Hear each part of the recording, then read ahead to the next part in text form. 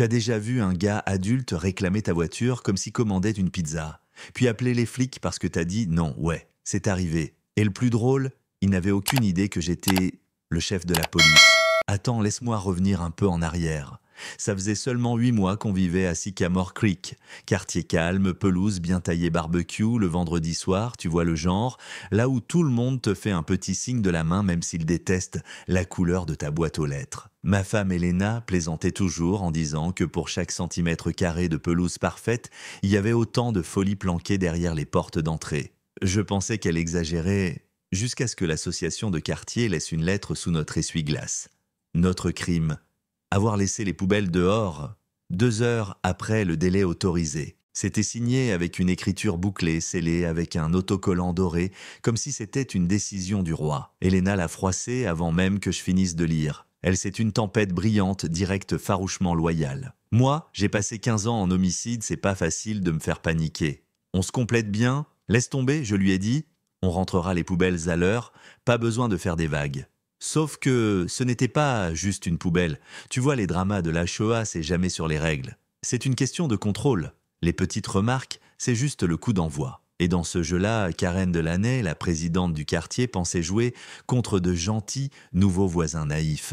Elle ne savait pas qu'on était prêt à faire la guerre. Pourquoi Sycamore Creek? J'en avais vu assez en ville. Après des années dans la police, je voulais un coin tranquille. Des arbres, de la sécurité, un peu d'ennui, même c'était le but. Mais tu sais quoi? Le mâle ne porte pas toujours des cagoules.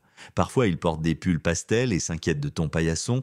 On a essayé de faire profil bas sourire aux voisins allés aux réunions de la Shoah rester tranquille.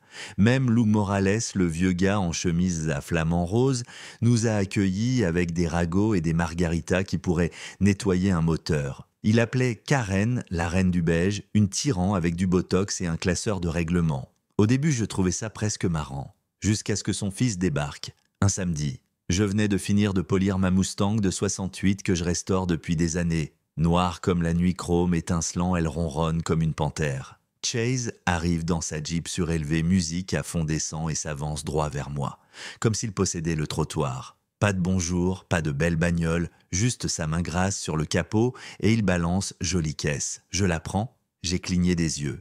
Je pensais avoir mal compris. Il sourit. Ma mère gère le quartier. T'as rien à faire ici. Donc autant me filer les clés, on évite les complications. Je l'ai regardé sans un mot. Tu sais, il y a des phrases tellement connes que ton cerveau bug. Puis est arrivée Karen. Je l'ai entendue avant de la voir. Talons qui claquent, brushing immobile, téléphone déjà en main comme un badge.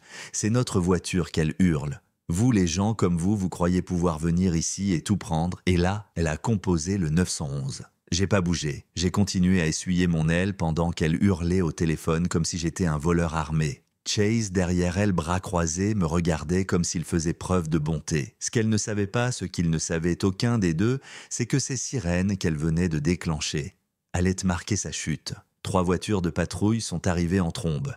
Gyro s'allumait, officier sur les dents. Et là, un flic me reconnaît. Chef Reyes fait l'agent Danvers les yeux plissés. « Monsieur, qu'est-ce qui se passe ici ? Tu aurais vu la tête de Karen, comme si quelqu'un avait tiré la prise. » Chase a reculé d'un pas soudain, très intéressé par un caillou sur l'allée. Je me suis tourné calmement vers les agents. Cette femme a sciemment déposé une fausse plainte. Son fils a tenté d'entrer dans mon véhicule enregistré à mon nom. Je suggère qu'on traite ça comme il se doit. Ouais, ce moment-là, c'était le tournant. Mais ce n'était que le début. Karen n'était pas juste une voisine insupportable. Elle était un scandale sur 2 jambes. Elena, qui a le flair d'une journaliste, a commencé à creuser. Ce qui avait commencé comme des lettres énervantes est vite devenu une histoire de fraude. On a découvert que Karen détournait les cotisations de la Shoah pour payer une société de sécurité privée. Et devine à qui appartenait cette société, Pamela Delaney, sa sœur. Et les soi-disant agents de sécurité Chase et ses potes les mêmes qui faisaient des soirées beuveries à 2 heures du mat et taguaient les murs quand ils s'ennuyaient. Un système parfait, de l'argent des résidents utilisé pour payer leurs propres bourreaux. Et nous n'étions pas les seuls à souffrir. Elena a trouvé d'autres cas, des familles discrètes. Les Patel ont été verbalisés pour une couronne de Diwali.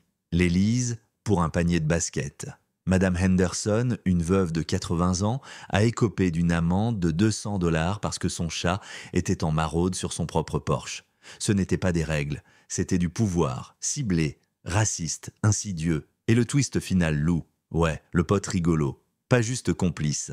Le cerveau. Il avait une boîte de conseils facturant la Shoah pour de la stratégie paysagère, peu importe ce que ça veut dire. Il détournait des fonds depuis des années, en silence. Et moi, j'étais son pion parfait pour faire tomber la reine. Mais ce qu'il a oublié, c'est que ma patience, c'est pas de la faiblesse, c'est ma meilleure arme. Alors, ouais, ce n'était plus juste une affaire de poubelle ou de bagnole. C'était une question de territoire, de qui a le droit de se sentir chez lui, de qui décide qui est à sa place et qui ne l'est pas. Et s'ils voulaient une guerre, eh bien, ils sont tombés sur la mauvaise maison. Je ne pouvais pas attaquer Karen via mon poste passant que ça ait l'air d'un règlement de compte personnel.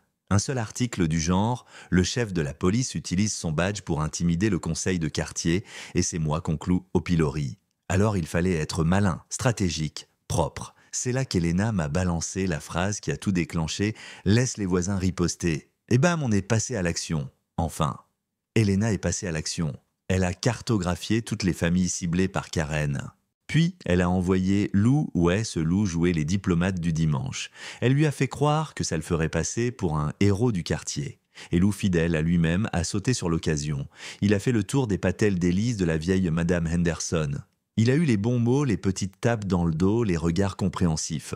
Et pendant qu'il jouait les messagers de Pénou, on continuait à creuser. Relevés bancaires, contrats procès-verbaux, c'était un buffet à volonté de magouilles et de malversations déguisées en bulletins de quartier. Mais le clou du spectacle, il est arrivé à 2h03 du matin. On dormait à poing fermé quand un bruit de verre brisé nous a réveillés. Mon cœur battait comme un tambour. J'ai saisi ma lampe torche Elena juste derrière moi déjà éveillée. Dehors, dans la pénombre, 4 silhouettes encapuchonnées, bombes de peinture à la main.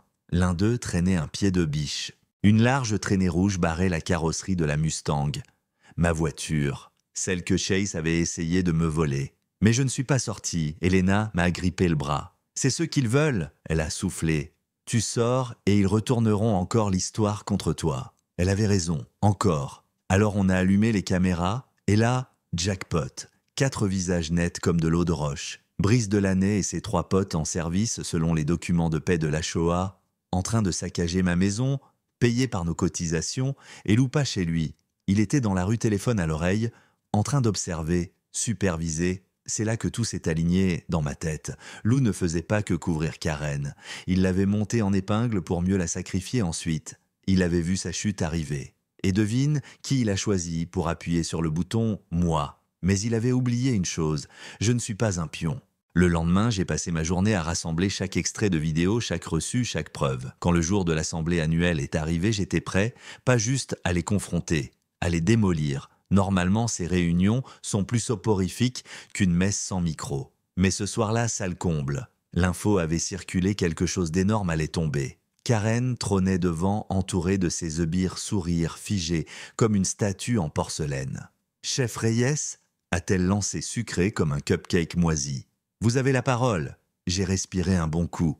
Je demande un vote de défiance à l'encontre de Karen Delaney ainsi que la destitution immédiate du conseil pour mauvaise gestion, fraude et conspiration. Choc dans la salle. Karen a pouffé nerveusement.